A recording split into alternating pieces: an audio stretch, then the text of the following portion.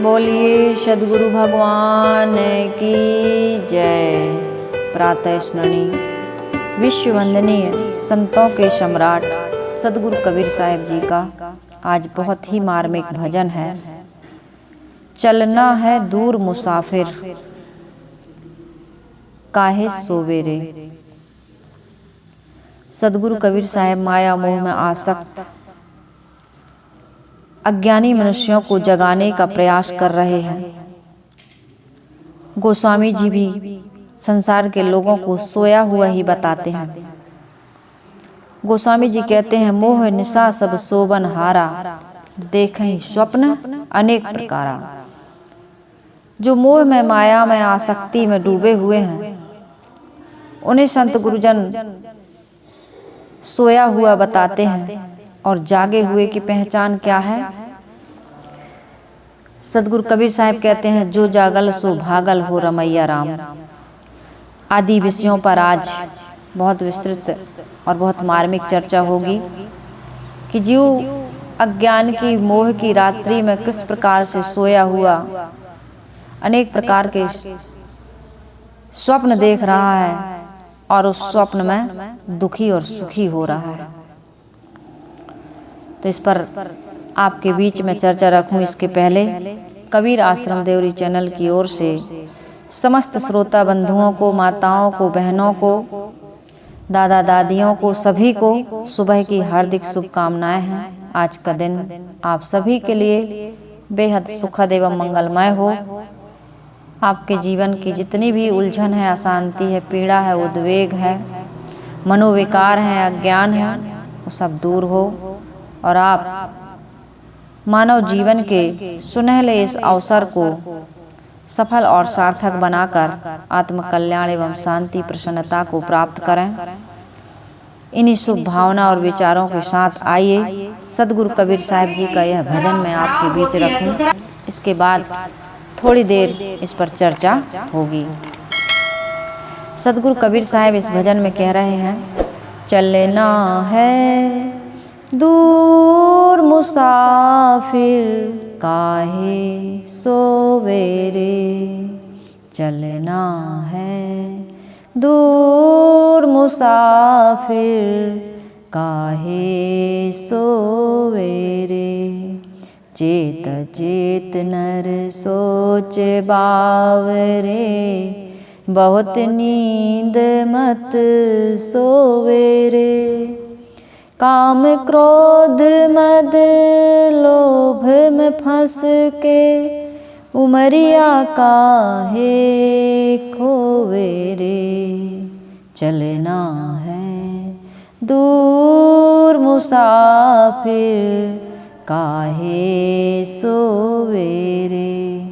सिर पर माया मोह की गठरी, संग दूत तेरे होवे रे। सिर पर माया मोह की गठरी, संग दूत तेरे होवे रे। सो गठरी तेरी बीच में छिन गई, सो गठरी तेरी बीच में छिन गई। मूड़ पकड़ी कहाँ रोवेरे। चलना है दूर मुसाफिर काहे सोवेरे।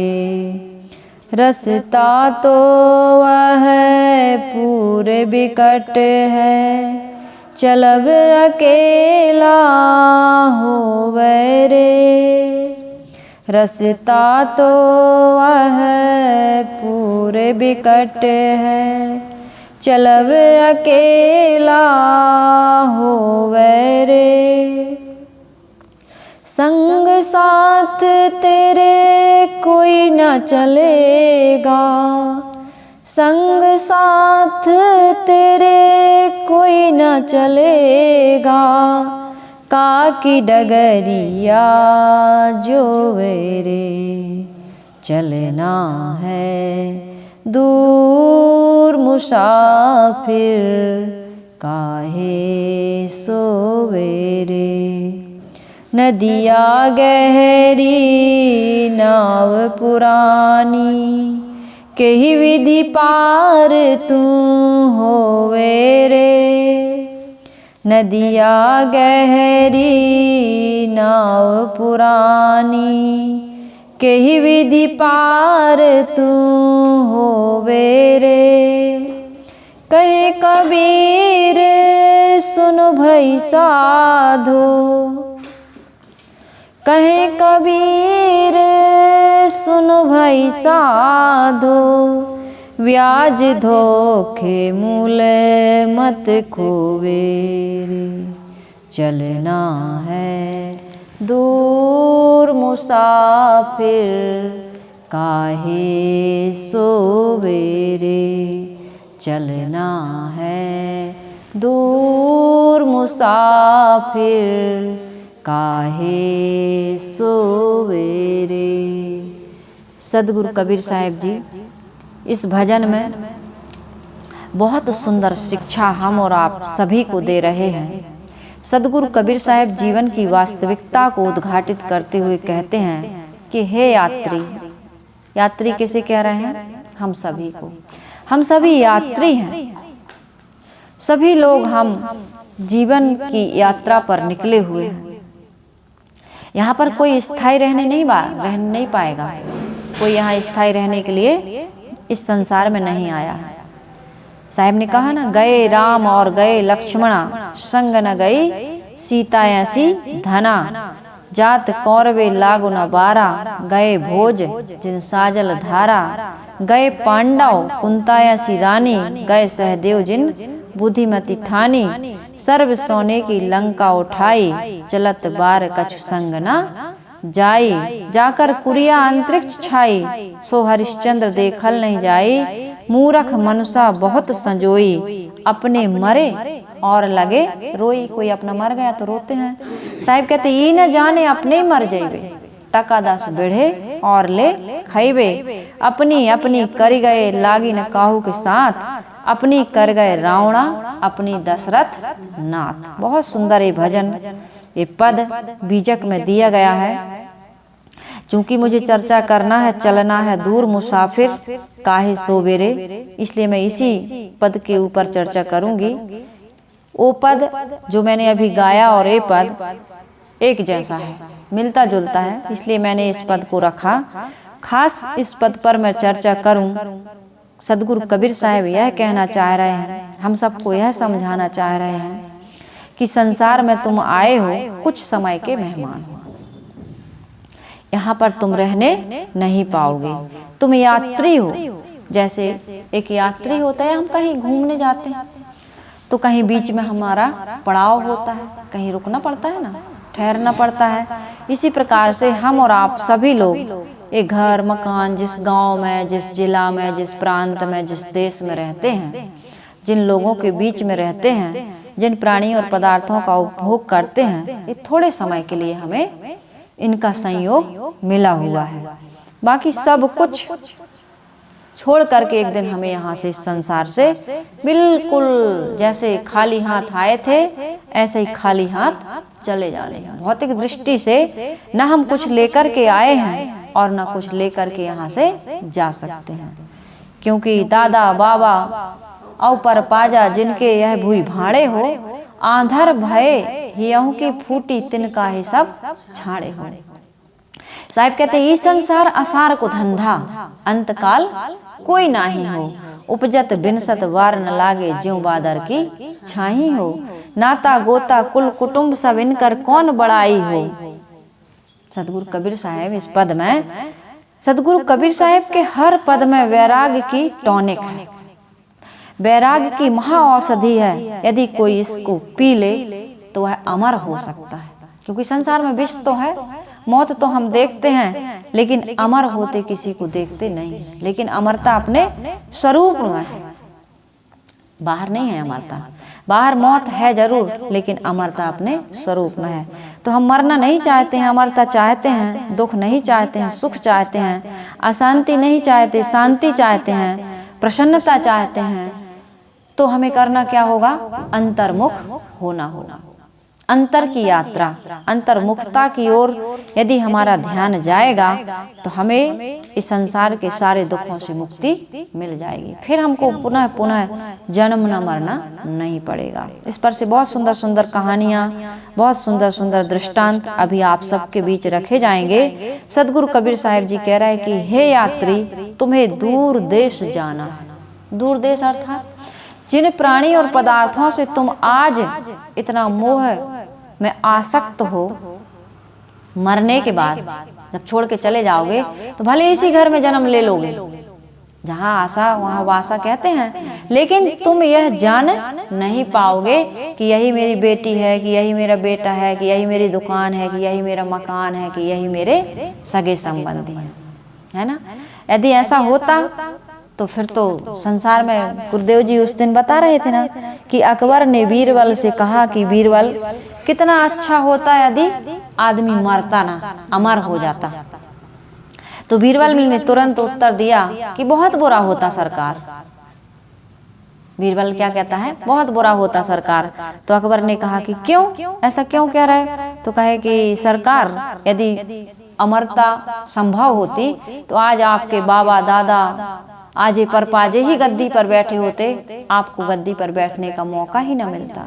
तो इसलिए हम सबको यह समझना है कि अमरता संसार में नहीं है, बाहर नहीं है, अमरता अपने स्वरूप में है। इसलिए अपने आत्म स्वरूप में लौटने के लिए संत गुरुजन हमें प्रेरित करते रहते हैं, लौटने की हमें शिक्षा देते हैं, बोध देते हैं, अपनी रहनी से, अपने आचरण से, अपने विवेक विचार से। तो हम सबको यह समझना है कि हमें बहुत दूर देश जाना है। दूर देश जाने का मतलब है कि जिनसे आज हमारा संबंध है उनकी कभी हम याद भी नहीं कर पाएंगे, भूल जाएंगे सब कुछ याद।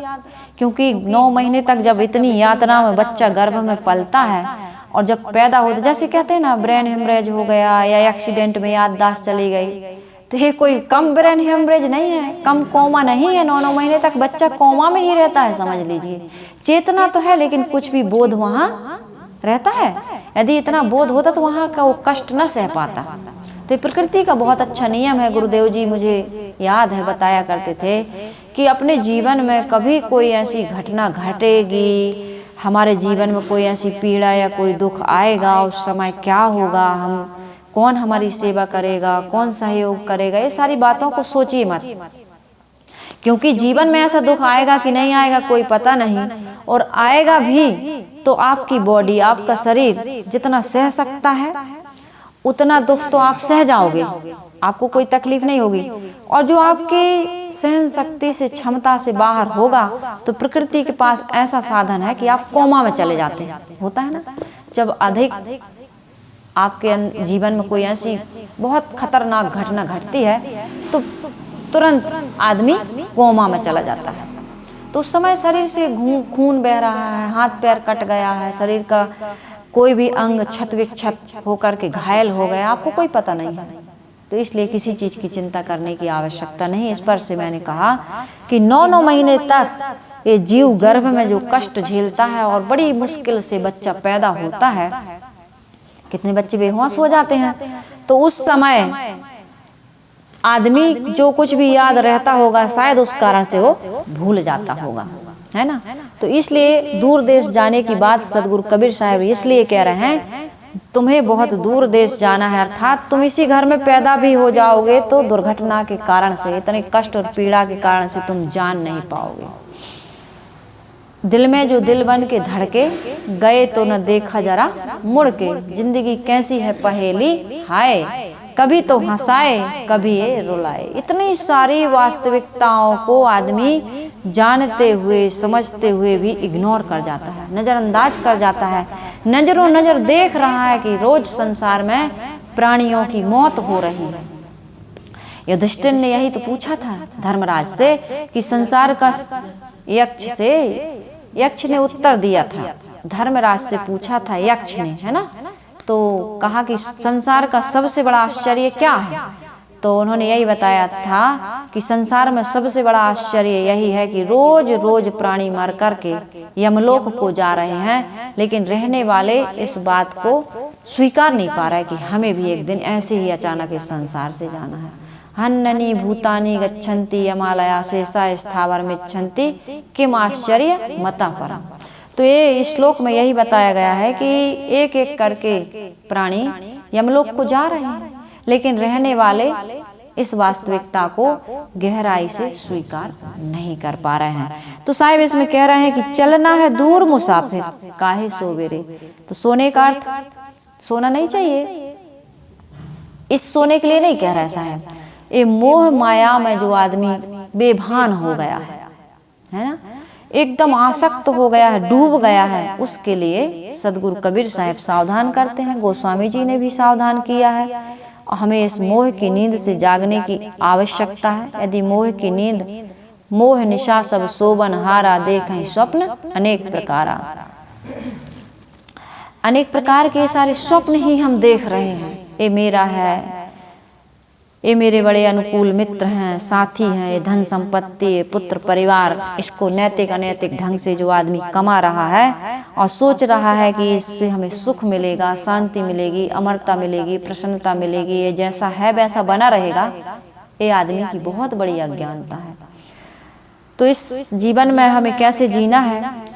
क्या हमें धन संपत्ति नहीं कमानी चाहिए? ऐसा नहीं। पुत्र परिवार के बीच नहीं रहना चाहिए? ऐसी भी बात नहीं।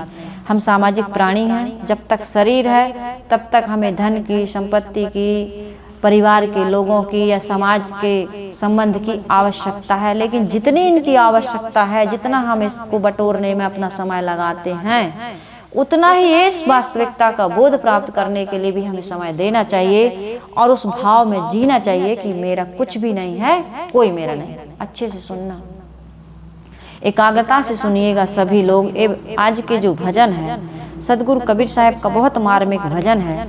इस भजन को आप आधा अधूरा सुनकर अपने जीवन में पूरा समाधान नहीं पा सकते हैं। इसलिए आप सभी को पूरा एकाग्रता और सावधानी से सुनना है और जीवन में अमल भी करना है। सदगुरु कबीर साहब हमें रास्ता बता रहे हैं।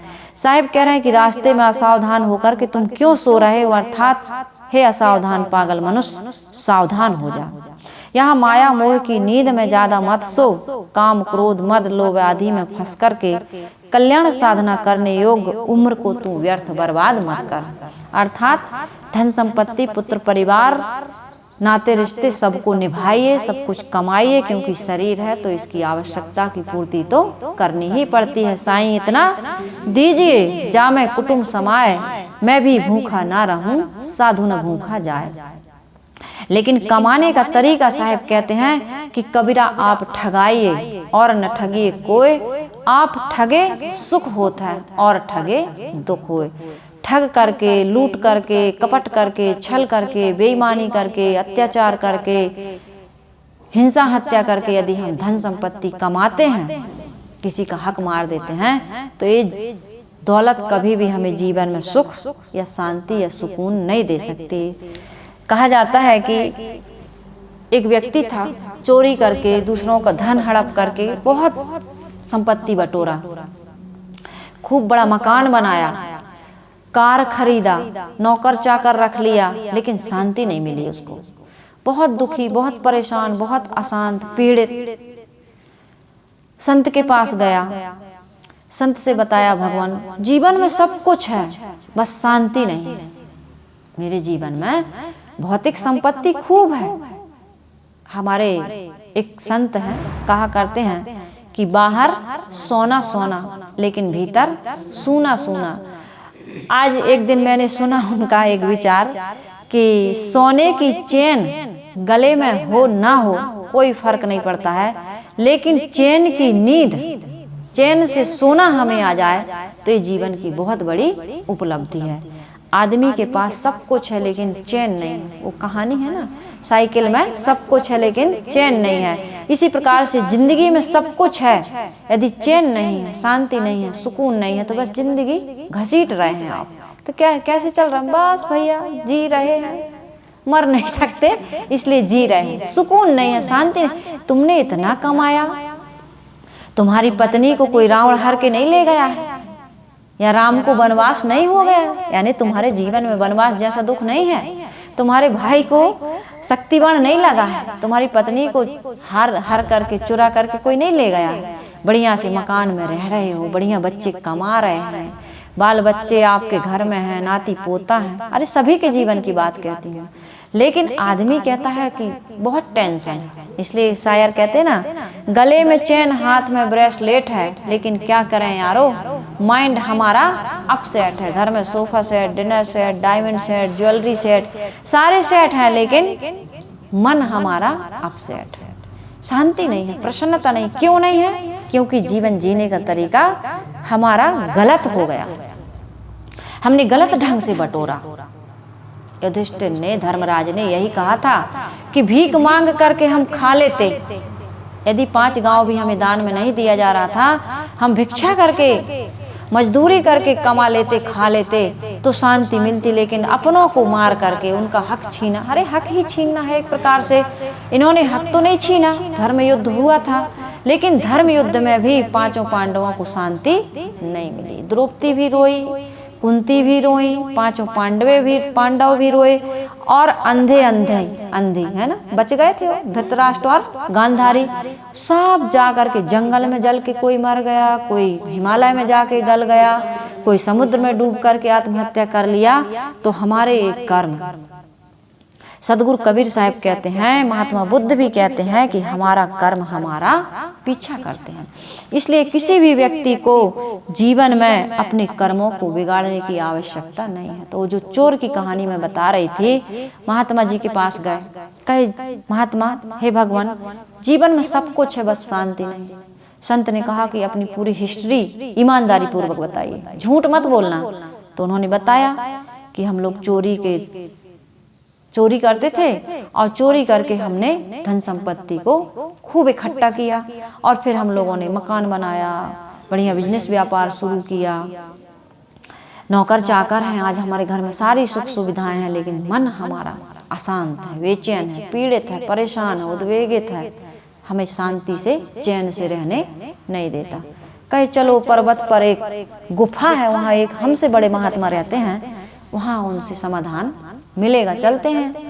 तो संत ने कहा कि ऐसा करिए, जब पहाड़ी पर चढ़ने लगे तो उनके सिर पर 4 ईंट रख दिए, है ना, 4 ईंट रख दिए, कहे चढ़ो। तो बेचारे परेशान हो गए, खाली हाथ चढ़ना हो तब तो बात समझ में आए, लेकिन वजन रख के, कोई आँख खोल के सुनो, वजन रख करके कोई पर्वत पर चढ़े तो बड़ी समस्या है। अब खाली चढ़ना भी मुश्किल है ना, नारियल प्रसाद लेके जाते हैं देवी के पास तो आदमी थक जाता है। तो उन्होंने कहा क्या हुआ, थक गए क्या? कहे हाँ भगवान, बहुत थकान लग रही है। कहे अच्छा 1 ईंट उतार दो, थोड़ा और ऊपर चढ़े, कहे अभी भी थकान लग रही, कहे तो 1 और ईंट निकाल दो, थोड़ी और ऊपर चढ़े, कहे अभी भी थकान लग रही, कहे हाँ, तो कहे 1 ईंट और निकाल दो। जब ऊपर पहुंचे थोड़ी सी दूरी बची तो कहे अब 4 ईंटों को यहीं गिरा दो, सिर पर से नीचे कर दो। तो नीचे डाल दिए, कहे अब ठीक लग रहा है, अब सुकून शांति लगी, हल्का लगा, कहे हाँ अब अच्छा लगा। तो कहे बस यही है जीवन का, यहाँ कोई महात्मा नहीं है। मैं आपको ये प्रैक्टिकल में समझाना चाहता था कि इसी प्रकार से कुकर्मों का बोझ जो तुमने, गलत कुसंस्कारों का बोझ तुमने जो अपने अंतःकरण पर लाद रखा है, इसको उतारते जाओ। हम सब क्या बने, कचड़ा वाली गाड़ी, है ना, कचड़ा वाली गाड़ी, कचड़ा वाला आया घर से, कचड़ा निकाल, जैसे वो गुहार लगाता है और हम उसमें कचड़ा डालते जाते हैं, इसी प्रकार से हमने अपने अंतःकरण को कचड़ा वाला गाड़ी बना लिया है। बीड़ी भी पी लेते हैं, सिगरेट भी पी लेते हैं, शराब भी पी लेते हैं, मांस भी खा लेते हैं, हिंसा हत्या भी कर लेते हैं, किसी पर कुदृष्टि भी कर लेते हैं। ये सारे काम हम जीवन में यदि करते जाएंगे और जितना धन संपत्ति है उसको बटोर करके इनमें हम मोह माया और आसक्ति बनाते जाएंगे तो जीवन में हमें शांति मिलने वाली नहीं है। इसलिए यदि कोई व्यक्ति यह सोचता है कि घर से, परिवार से, धन से, संपत्ति से, पद प्रतिष्ठा से, यश कीर्ति से, मान सम्मान से, साथी बराती से हमें सुख मिलेगा, इधर आके बैठो, तो हमें सुख मिलने वाला नहीं है। यहाँ सामने बैठो, तो हमें सुख मिलने वाला नहीं है। सिकंदर के जीवन में क्या हुआ था? सिकंदर अपने देश से, गजनी का था ना, गजनी से अपने भारत आया। लोगों को लूटा मारा, कई राज्यों पर उसने विजय प्राप्त की।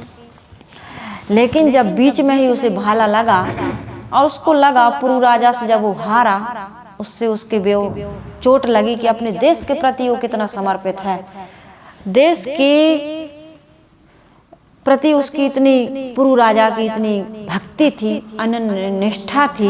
उसकी निष्ठा को देखकर, उसकी भक्ति को देख करके इसको, सिकंदर को बहुत बड़ी प्रेरणा मिली, शिक्षा मिली कि इस मातृभूमि से कोई इतना भी प्रेम कर सके। मैं तो अपने देश को छोड़ करके अन्य देशों पर विजय प्राप्त करने आया हूँ और इतना धन सब कमा के मुझे मिलेगा क्या।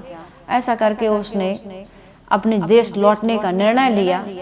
और राजा, उसके सैनिक वैनिक भी बहुत ज़्यादा मर चुके थे और वो भी थक गए थे। वो भी कह रहे थे कि अब और आगे लड़ने का हमारा मन नहीं है। ये सारी परिस्थितियों को देखते हुए जब वो लौटने लगा, बीच में ही कहते हैं उसका शरीर छूट गया।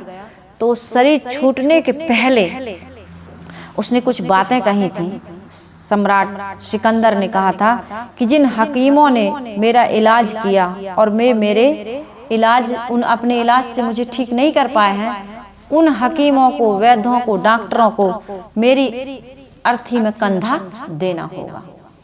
क्योंकि संसार के लोग ये समझ जाएं कि ये वैद्य, हकीम, डॉक्टर भी मरने वाले को, यानी मौत से किसी मरीज को, किसी व्यक्ति को बचाने में सक्षम नहीं है। मौत अकाट सत्य है। सिकंदर का दूसरा ये फरमान था कि मेरे जनाजे की राह में बेशुमार दौलत बिछा दी जाए। क्यों? क्योंकि अन्य राजाओं को मैंने जीता है, तो लोगों को पता चले कि ये धन दौलत भी मौत से एक सेकंड भी बचा नहीं सकती है। तीसरा उसका यह फरमान उसने जारी किया था, यह कहा था लोगों से कि जब मेरे जनाजे को आप शमशान ले जाएंगे तो मेरे दोनों हाथ, अर्थी बनाते हैं ना वो, ठटरी कहते हैं जिसको, दोनों हाथ ऐसे हथेली को बाहर खुला करके बाहर लटका देना। लोगों को ये पता चले कि आदमी खाली हाथ आता है और खाली हाथ जाता है। इकट्ठे कर जहाँ के जर सभी मुल्कों के मालिक थे, सिकंदर जब गया दुनिया से दोनों हाथ खाली से। कमा लो चाहे जितने हीरे और मोती, मगर याद रखना यारो कफन में जेब नहीं होती। तो इसलिए सदगुरु कबीर साहब भी हम सबको जगाने का प्रयास कर रहे हैं। साहब कह रहे हैं, काम क्रोध मद लोभ में फंस के उमरिया काहे हो मेरे। तुम काम में पड़े हो, क्रोध में पड़े हो, लोभ मोह में पड़े हो, और इनमें पढ़ करके अपने कल्याण करने योग्य ये साधन धाम मोक्ष कर द्वारा पाए न जेह पर लोक समारा। स्वर्ग नरक अपवर्ग निसैनी, ज्ञान वैराग भक्ति सुख देनी। ऐसे मानव जीवन को पाकर के नर्तन पाए विषय मन देही, पलट सुधाते 60 विष लेही। गोस्वामी जी ने भी कहने में कमी नहीं की है। लेकिन आज हम सबको जागने की आवश्यकता है। यदि हम जागेंगे नहीं, मोह माया आसक्ति का त्याग नहीं करेंगे, तो जंजीरों में बंध करके जाएंगे, अर्थात फिर इसी 84 के चक्कर में हम पड़ जाएंगे। कहाँ जाओगे? मुक्ति का काम तुमने किया नहीं, शांति का काम किया नहीं, दान सेवा परोपकार भलाई का काम तुमने किया नहीं, तुम कर्जदार हो, तो फिर तुम्हें इसी संसार में आना पड़ेगा। चुकाने के लिए तो आना पड़ेगा। समाज का तुम्हारे ऊपर कितना ऋण है, माता का, पिता का, परिवार के, भाई का, समाज के लोगों का। सरकार तुम्हारे लिए योजना निकालती है, बढ़िया सड़क बनाती है, वैज्ञानिक लोग तुम्हारे लिए कैसे कैसे मोबाइल, मोटरसाइकिल, हवाई जहाज, तुम सबका उपयोग कर रहे हो, उपभोग कर रहे हो कि नहीं करते हो? पैदा होते ही सारी सामग्री तुम्हारे लिए उपस्थित की जाती है। तो ये समाज का बहुत खिलौना है, कपड़े हैं, सारी सामग्री है।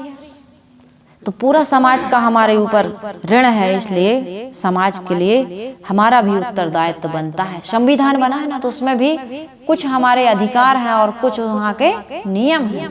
नियमों को पालन करिए और अधिकार पूर्वक जीना सीखिए। फिर आपको कोई बांधने वाला, कोई ऐसा दंड, कोई ऐसा प्रावधान नहीं है कि आपको जेल में डाल दे, है कि नहीं?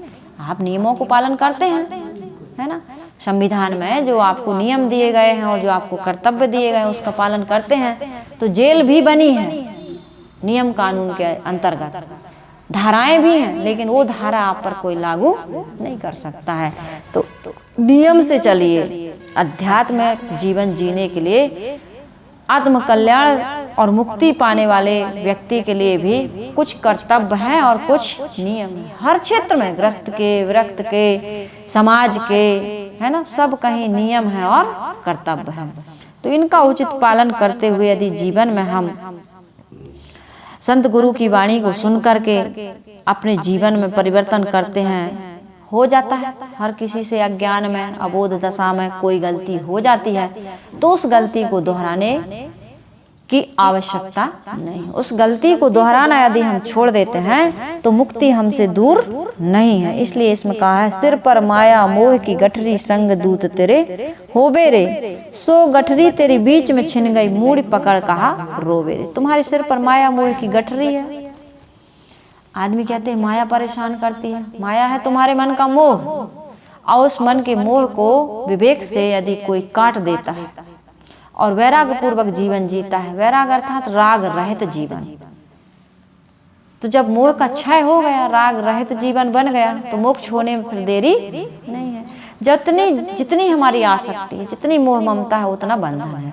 और जितनी मोह ममता और आसक्ति का हम विवेक से, समझ से त्याग करते जाते हैं, विवेक समझ आते ही वैराग अपने आप उद्घाटित होता है। सबसे बड़ी चीज यदि आपको करना है तो केवल संतों का संग करिए, क्योंकि संग करने से आपके जीवन में अकस्मात ही ये सारी घटनाएं घटती जाती हैं। विवेक जगता जाता है, वैराग आता जाता है और मुक्ति आपको प्राप्त होती। धीरे धीरे मुक्ति मिलती, एकदम से मोक्ष नहीं मिल जाता है। धीरे धीरे मोह बनाया है, धीरे धीरे मोह काटा जाता है और फिर मुक्त स्वरूप तो हम हैं ही, हमारे स्वरूप में मुक्ति है ही, लेकिन अज्ञान के कारण से, अविद्या के कारण से, अस्मिता और राग द्वेष के कारण से, अभिनिवेश के कारण से हम इसमें उलझे हुए हैं।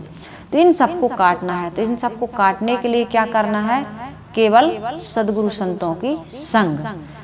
कबीर साहब ने कहा ना, कबीरा संगत साधु की ज्यों गंधी की बास, जो गंधी कछु दे नहीं फिर भी बास सुबास। इत्र बेचने वाले की संगत कर लीजिए, इत्र खरीदें या ना खरीदें, अपने आप सुगंधी मिलती है। इसी प्रकार से साधु संतों का संग यदि हम कर लेते हैं। मैंने जीवन में कभी कुछ नहीं मांगा। मैं पहले नर्मदा नहाने जाती थी, हमारे क्षेत्र में नर्मदा है, पूजा पाठ भी खूब करती थी। मुझे किसी ने बताया था कि 11 माला सुबह शाम जपा करो, तो 11 108 मणिका की माला भी मैं 11 माला सुबह 11 माला शाम 6 महीने तक मैंने जाप किया था। लेकिन मेरी एक ही मांग थी, आंतरिक मांग, दिल से मैंने यही मांगा था कि जीवन में मुझे कुछ मिले ना मिले, बस सत्संग का अभाव नहीं होना चाहिए, मुझे सत्संग मिलता रहे। और वास्तव में कहते हैं ना, अतिशय रगड़ करे जो कोई, अनल प्रगट चंदनते होई, को वस काज कठिन जग माही, जो नहीं होए तात तुम पाही। जो सच्चे मन से जिस किसी भी चीज को मांगता है, वो चीज इस संसार में उपलब्ध है, मिलती है। वो हम सबके अंदर एक मैग्नेट है, एक चुंबकीय शक्ति है। इस पूरे विश्व ब्रह्मांड में हम जो चाहते हैं, पाना चाहते हैं, वो हमको मिलता है। बस हमारे अंदर वो खींचने की शक्ति होनी चाहिए। तो मैंने आप लोगों के बीच यही निवेदन किया कि सिर पर जो माया मोह की गठरी है, संसार के झगड़े में उलझाने वाला जो मन रूपी दूत तुम्हारे साथ लगा हुआ है, उस मन रूपी दूत को क्या बनाना है? देव बनाना है ना। अभी तो दैत्य बना हुआ, राक्षस। वही तो मुर्गी मरवा देता है, अंडा फोड़ के और आमलेट बना के खिला देता है, सड़ा हुआ पानी शराब का पिला देता है, लड़ाई झगड़ा करा देता है, दूसरे की इज्जत लूटने के लिए हमको विवश कर देता है, भाई का हक छीनने के लिए हमको प्रेरित कर देता है। दूत एक गंदा मन है ना। पिता और माता को ऐसे ऐसे वचन बच्चे कह जाते हैं, ये गंदा मन ही तो, गंदी गलत संगत ही तो करवा रही है आपसे।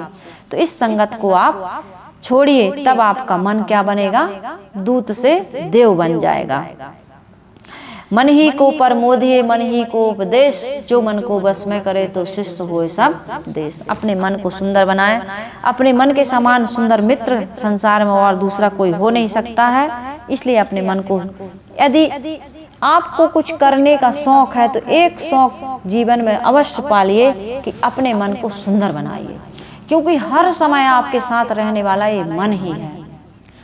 आप किसी के भी साथ रहें कुछ भी करते हो, उठते बैठते चलते फिरते खाते पीते किसी से बात व्यवहार करते हुए भी मन आपके साथ हर समय रहता है। और जैसा आपका मन वैसा आप सोचते हैं, वैसा विचारते हैं, वैसा खाते पीते हैं, वैसा चलते हैं, वैसे व्यवहार करते हैं। तो इसलिए आपका यदि मन सुंदर हो गया तो व्यवहार सुंदर हो जाएगा। और आपके जीवन में यदि व्यवहार सुंदर है, आपकी वाणी सुंदर है, आपकी रहनी आचरण सुंदर है, तो फिर कोई दुख है ही नहीं। यह मन तो निर्मल भया जैसे गंगा नीर, पीछे पीछे हरि फिरे कहत कबीर कबीर। आपके जीवन में फिर कोई दुख नहीं रह जाएगा। परंतु जिस माया के झगड़े में मन तुम्हें लगाता है, उसकी गठरी तो बीच में छिन जाती है। इस बात को आप यदि समझ जाओगे तो अपने आप को ठगाओगे नहीं। यदि आप मोह माया आसक्ति में पड़ कर के कुकर्म कर रहे हो, धन के लिए या किसी प्रकार के भोग के लिए या किसी प्राणी पदार्थ के लिए, बीच में ही छिन जाएंगे। छिन जाते हैं कि नहीं? बच्चा पैदा होता है, अकेला अकेला पढ़ता है, लिखता है, कुछ बिजनेस व्यापार करता है, फिर वो शादी विवाह के लिए सोचता है, फिर बाल बच्चे लाता है, सब करता है। बाल बच्चे अपने बाल बच्चों के लिए करते हैं। जॉब लग गई, नौकरी लग गई, या पत्नी नहीं रह रही है तो कहीं बच्चे उन्हें पढ़ाना है, कई प्रकार की समस्याएं। आदमी 2 बच्चे हैं, 4 बच्चे हैं, सब अपने अपने ले लेके चले जाते हैं। इसलिए तो कहते हैं ना, विचारक ने कहा है कि बेटा है तो बहू की अमानत, बेटी है दामाद की अमानत, और शरीर है शमशान की अमानत, और जिंदगी है मौत की अमानत। यहाँ तुम्हारा कुछ भी नहीं है। राम के दशरथ के जीवन को देखिए। दशरथ के 4 पुत्र, मैं हमेशा कहती हूँ, लेकिन जब उनका अंत समय आया तो उनके पास कोई नहीं था। राम लक्ष्मण तो वन को चले गए थे, भरत शत्रुघ्न ननिहाल में थे। द्रौपदी की जब लाज लूटी गई, साड़ी खींची गई भरी सभा में, जबकि वो कभी उस जगह राजघराने की बहू में, कभी उस दूध कीड़ा वाली जगह में, कभी वहाँ अरे शराब पान किए हैं, वहाँ पर सब नशे में धुत हैं पर पुरुषों के सामने, और वो भी रजस्वला स्थिति में गई थी। वो बताया गया महाभारत में, महाभारत के अनुसार कि वो उसने अभी सिर से स्नान भी नहीं किया था। उसने कहा कि ऐसी अवस्था मत ले जाओ दुशासन, तुम अपनी भाभी का अपमान मत करो, कुछ तो लाज करो। बड़ी गिड़गिड़ाई, बड़ी रोई, सब प्रकार से उसने अपने आप का बचाव किया। लेकिन जब उधर उस ले गए खींच के घसीटते हुए, और उसकी साड़ी खींचने के लिए कहा गया, इतने अपमानजनक शब्द कहे गए कि जिस स्त्री के 5 पति हैं वो तो वेश्या है, उसको तुम्हारी जांघ पर बैठने में कोई लाज नहीं आएगी, उसको नग्न करके मेरी जांघ पर बैठाओ। कर्ण ने भी कहा और दुर्योधन ने भी कहा। ऐसे अपमानजनक शब्द कहे गए, उसकी साड़ी खींची गई, लेकिन 5 पांडवों सिर उठा करके नहीं देखते। भीष्म पितामह कुछ नहीं बोलते, कोई कुछ नहीं बोलता। एक कर्मों का परिणाम है।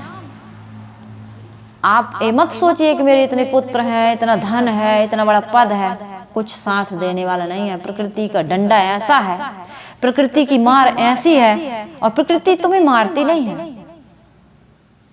प्रकृति तो आपके पास कंप्यूटर की तरह है, जो इनपुट है वही आउटपुट है, जो आप देते हैं वही वापस लेते हैं। पथिक जी महाराज ने कितना सुंदर भजन की एक पद कहा है कि मिल रहा है वही तुमको जो कि पहले से दिए हो, उसी का फल सामने है, शुभ अशुभ जैसा किए हो। बीज अनुचित कर्म के यदि बो चुके हो अब न बोना, उठो मानव आंखें खोलो, सो चुके हो अब न सोना। जो करोगे हो कोई न काहू सुख दुख कर दाता, निज कृत कर्म भोग सुन भ्राता। सबको स्वयं कर्म करो तात्मा तुम, स्वयं तत्फल मस्मुते, स्वयं भ्रमति संसारे, स्वयं तस्मात् मुच्यते। भगवान कृष्ण गीता में कहते हैं कि जो व्यक्ति जैसा कर्म करता है बस वही फल उसको मिलता है। मैं इसमें किसी प्रकार का कोई हस्तक्षेप करने में सक्षम नहीं। मनुष्य को वो स्वतंत्रता मिली हुई है कि वो अपने जीवन में फूल ही फूल उगा सकता है, लेकिन असावधानी के कारण, अज्ञान के कारण और कुसंगति के कारण आदमी अपने जीवन में कांटे बो रहा है। तो सदगुरु कबीर साहब यहाँ कह रहे हैं, सिर पर माया मोह की गठरी संग दूत तेरे हो मेरे दूत नहीं। हमें अपने मन को क्या बनाना है? देव बनाना है, पवित्र बनाना है, निर्मल बनाना है। सो गठरी तेरी बीच में छिन गई, मूड पकड़ कहाँ रोवे रे। अब बेटा चला गया, सेवा नहीं करता है, बेटी को भी दामाद ले गया। अब बेटी को फोन लगाते हैं, बेटी कहती है मम्मी बच्चों की परीक्षा चल रही है, नहीं आ पाऊंगी। हमारी सास बीमार है, ससुर जी को लकवा लग गया है, पति देव हमारे सुबह सुबह उनको ड्यूटी में नाश्ता बनाना पड़ता है, टिफिन बनाना पड़ता है, घर में अब हमारा मकान बन रहा है, ये है वो है, दुनिया की समस्याएं है ना। हर व्यक्ति समस्या, मैंने अनुभव किया है कि हर व्यक्ति के जीवन में समस्या है। अपने व्यवहार से किसी को और परेशान करने की आवश्यकता नहीं है। सेल्फ बनिए, इसलिए मैं कहती हूँ सेल्फ बनिए, अपनी जिम्मेदारी खुद उठाइए और कभी ये आशा भरोसा मत करिए कि कोई मेरी सेवा करेगा, कोई मेरा साथ देगा। बिल्कुल नहीं, कायर मत बनो, मजबूत बनो, सक्षम बनो, आत्मनिर्भर बनो, तब जीवन जी। पराधीन सुख सपने नाही, कर विचार देखो मन माही। ये सारी बातें आपको समझ में आनी चाहिए। यदि ये बातें समझ में नहीं आ रही हैं तो बस भिखारी भिखमंगे बने इसकी उसकी गुलामी करते रहो और इसी आशा में रहो, धोबी के गधे जैसे। धोबी का गधा है ना, एक धोबी का गधा था और एक नट का गधा, दोनों में बड़ी मित्रता थी, दोनों बिछुड़ गए। धोबी का गधा रोज क्या करता था, कपड़े ले जाता था, सूखे कपड़े लाद करके और नदी के किनारे गिरा देता था। दिन भर धोबी कपड़े धोता था, सूख जाने पर फिर लाद के आता था और इस बीच में वो हरी हरी घास तालाब के किनारे खाया करता। बड़ा स्वस्थ हष्ट पुष्ट, बड़ा बढ़िया था। लेकिन नट का गधा, नट उसके सिर पर पीठ पर सारा बोझा लाद के ले जाता और कुछ तमाशा करता गांव में दिखाता, तो वहीं खंबे से लंबी सी डोरी में बांध देता, तो बेचारा क्या खाएगा, दुबला पतला हो गया। तो एक दिन मिले, काफी दिनों के बाद मिले दोनों, नट और धोबी के गधा। तो कहे यार मित्र तुम तो बहुत दुबले हो गए हो। पूछते ही हैं मित्र एक दूसरे से, तुम तो बहुत दुबले हो गए हो। कहे क्या करें, पता है अपना हाल चाल की ऐसा करता है। कहे हम देखो बढ़िया, सूखे कपड़े ले जाते हैं, शाम को फिर सूखे लाते हैं और हरी हरी घास तालाब के किनारे खाया करते हैं, नदी के किनारे। ऐसा करो आप भी हमारे पास आ जाओ। उसने कहा यार मित्र आ तो जाता, लेकिन लंबे सुख की आशा है। कहे लंबा सुख? कहे हाँ, हमारा नट जो है, मालिक जो है, 2 खंबे गाड़ता है, उस पर एक पतली सी रस्सी बांधता है और अपनी बेटी को उस पर चलाता है और वो कहता है कि देख यदि इस रस्सी से तू गिरी तो तेरी शादी इसी गधे से कर दूंगा। तो मैं सोचता हूँ कभी तो गिरेगी हाँ कभी तो गिरेगी तो मेरी शादी उस लड़की से हो जाएगी। तो इसी लंबे सुख की आशा में मैं दिन दिन भर भूखा रहता हूँ। आदमी दिन भर भूखा रहता है अपने लिए। हमारे गांव में एक भाई हैं, उनसे थोड़ी चर्चा हुई तो कहे साहब मेरी अभी 50 की उम्र नहीं हुई है ना, 50 से बहुत 3-4 साल शायद कम हो, मुझे कन्फर्म याद नहीं, लेकिन 50 नहीं हुई है। कह रहे थे कि कमर ने जवाब दे दिया, सिर में दर्द होता है, पैर भी मैं ठीक से चल नहीं पाता हूँ। साहब हम लोग अपनी इच्छा के अनुसार समोसा और जलेबी नहीं खा पाते हैं। इधर मकान उधर प्लाट, ये गाड़ी, इतनी जमीन, सब बच्चों के लिए, और एक एक बेटा है दोनों भाई के। कितने बेटे? एक एक बेटे। और वो विकलांग नहीं है, वो भी अपने जीवन में कमाएंगे और खाएंगे। फिर भी आदमी की तृष्णा, आदमी का अज्ञान, आदमी की मोह और आसक्ति, आदमी खाता नहीं। लंबे सुख की आता, इतना मकान बना लेंगे, बूढ़े हो जाएंगे तो आज तुम भूख है खा नहीं रहे हो, कल खाने को हो जाएगा लेकिन भूख नहीं लगेगी। बूढ़े लोग कहते हैं, मेरी माँ कहती है कि जवानी भर इतना कमाए हैं कि खाने का टाइम नहीं था, खिचड़ी महेरी खा लेते थे उस समय में, है बासी कुसी रोटी बढ़िया सेक के और भरता में टमाटर में गूड़ के खा लेते थे। इतना काम था कि बनाने खाने का टाइम नहीं था घर गृहस्थी और बच्चों को संभालने में। आज इतना बढ़िया भोजन बनाया जा रहा है, 2-2 3-3 सब्जी बन रही हैं, बढ़िया नाती बहू खाने को दे रही है, भूख नहीं। अब वो इलाज कराने जाती है नरसिंहपुर जबलपुर कि भूख नहीं लगती, 2 रोटी से ज्यादा नहीं खा सकते। और इसी 2 रोटी के लिए तुमने कितना कमाया है कि बुढ़ापे में खाएंगे। बुढ़ापे में जब दांत टूट जाएंगे, आंत कमजोर हो जाएगी, तो तुम खा नहीं पाओगे। इसलिए बढ़िया से खाओ, बढ़िया पहनो, जितनी शौक है, गलत शौक नहीं, अच्छी शौक पूरी करो, सत्संग में जाओ, दान करो, पुण्य करो, धर्म करो, परोपकार करो और बढ़िया खूब कमाओ। हम कमाने की मना नहीं करते हैं, कमाओ, लेकिन अन्यायपूर्वक नहीं। तो सदगुरु कबीर साहब कह रहे हैं, सो गठरी तेरी बीच में छिन गई, मूड पकड़ कहाँ रोवे रे। छिनेगी, पत्नी भी साथ छोड़ के जाएगी, गाती जरूर है जन्म जन्म का साथ है हमारा तुम्हारा, अगर न मिलते इस जीवन में लेते जन्म दोबारा। कोई जन्म लोगे तब भी वो पत्नी मिलेगी, पति मिलेगा, कोई गारंटी नहीं है। हाँ, इसलिए ये साथ वाथ सब बेकार है, सब भावुकता में पढ़ कर के बनाया और गाया जाता है। नाटक है, सब नाटक में पड़े हो। साहिब कह रहे हैं, रास्ता तो वह पूर्व विकट है, चलब अकेला होबे रे, संग साथ तेरे कोई न चलेगा, काकी डगरिया जो बेरे। आए थे तब तुम अकेले आए थे, तो पता नहीं है तुमको, और तुम पता नहीं है तो दूसरों को नहीं देखते हो, सब अकेले ही अकेले आ रहा है। खैंदा में 2 बच्चे पैदा हुए थे, जुड़वा, कमर के नीचे 1 और कमर के ऊपर 2। जैसे कोई पेड़ लगाते हैं 2 फुंसा नहीं हो जाते हैं, है ना, तो ऐसे जड़ 1 और फुंसा 2, ऐसे कमर के नीचे 1 और ऊपर में 2। बड़ा उनका कहते हैं आत्महत्या करके मरे हैं वो लोग। दोनों के विचार अलग अलग थे, मैंने देखा है उन लोगों को। शिव नारायण और क्या नारायण, यूट्यूब पर डाला है उनका, शिव नारायण, और एक और का ऐसे ही शिव पर से ही उसका भी नाम था कुछ, का नारायण, दोनों के नाम थे।